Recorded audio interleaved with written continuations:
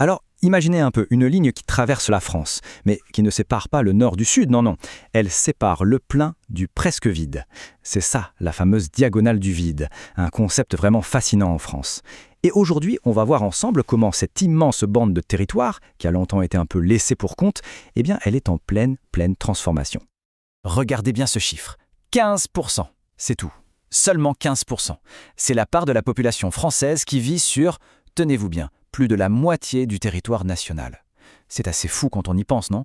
Ça veut dire que la très grande majorité des gens s'entassent sur une petite partie du pays, pendant que d'immenses régions sont, elles, très peu peuplées.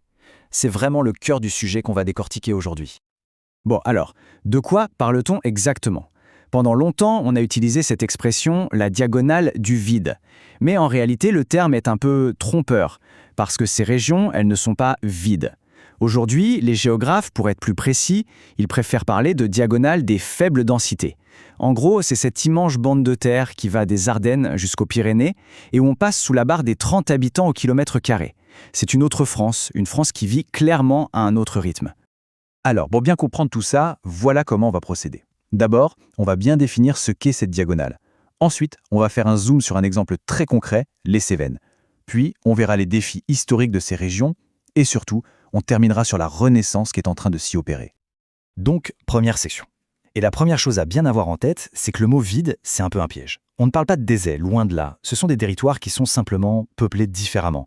Leur histoire, elle a été façonnée par l'agriculture, par un certain isolement, et aussi par une géographie qui n'est pas toujours facile. Et c'est tout ça, en fait, qui a forgé leur identité si particulière. Et pour la petite histoire, pour être tout à fait transparent, tout est parti de ça. De ces notes manuscrites qui sont vraiment à l'origine de cette analyse. Elles posent la question centrale: quelles sont les dynamiques à l'œuvre dans ces espaces? On voit déjà très bien se dessiner cette fameuse ligne, des Ardennes aux Pyrénées, c'est en quelque sorte notre feuille de route. Bon, pour que tout ça ne reste pas trop abstrait, je propose qu'on aille voir sur le terrain. Allez, direction les Cévennes, un territoire qui est vraiment l'exemple parfait de cette France des faibles densités.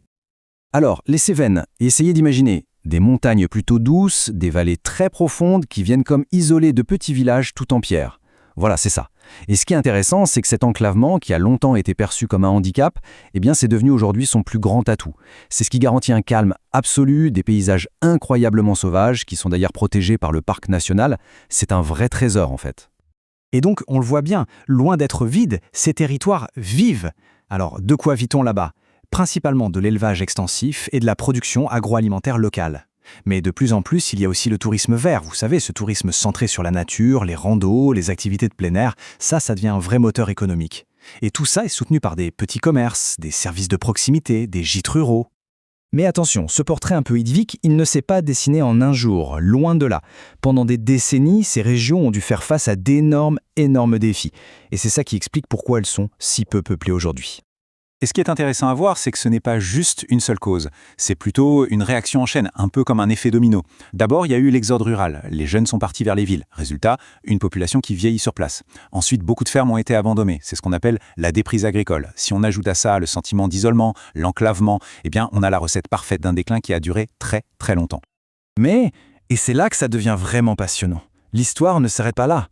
La bonne nouvelle, c'est que la tendance est carrément en train de s'inverser. On assiste aujourd'hui à une véritable renaissance qui est portée par des gens et des idées complètement nouvelles.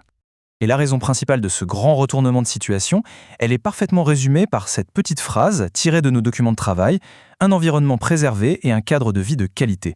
Voilà, c'est devenu l'atout numéro 1. C'est ça que les gens recherchent de plus en plus aujourd'hui. Alors, qui sont ces nouvelles personnes qui arrivent? Eh bien, on les appelle les néo-ruraux. On en entend beaucoup parler. Ce qui était un phénomène un peu marginal il y a quelques années est devenu une vraie tendance de fond. Alors oui, il y a des retraités, bien sûr, mais il y a aussi et surtout de plus en plus d'actifs, des gens qui, grâce au télétravail notamment, peuvent enfin faire un choix qui était impossible avant, choisir leur cadre de vie d'abord et leur lieu de travail ensuite. C'est une petite révolution quand même. Ce tableau, il résume tout parfaitement. C'est assez frappant. Regardez, à chaque ancien défi, à gauche, correspond maintenant une nouvelle opportunité, à droite. La déprise agricole, elle est remplacée par une agriculture de qualité à forte valeur ajoutée. L'enclavement, l'isolement, ils sont en partie gommés par les nouvelles technologies et le télétravail. Et l'exode rural, il s'inverse, grâce à cette quête d'une meilleure qualité de vie. On assiste vraiment à un basculement complet de la situation. Juste un petit mot sur cette fameuse agriculture à forte valeur ajoutée. Le secret, en fait, il tient souvent en 3 lettres. AOC, ou AOP. Ce sont des labels, des garanties d'origine et de qualité. Et ça change tout. Ça permet aux producteurs locaux de beaucoup mieux vendre leurs produits, de mieux valoriser leur travail et donc de dynamiser toute l'économie locale. C'est un véritable cercle vertueux qui se met en place. Et tout ça, finalement, nous amène à une dernière question, une question un peu pour la route. Et si l'avenir, il n'était plus forcément dans les grandes métropoles surpeuplées, mais justement dans ces espaces qu'on a longtemps appelés vides et qui sont en train de se revitaliser? Et si cette fameuse diagonale du vide était en fait en train de dessiner, sous nos yeux, la carte d'un nouvel art de vivre? C'est une question qui mérite d'être posée.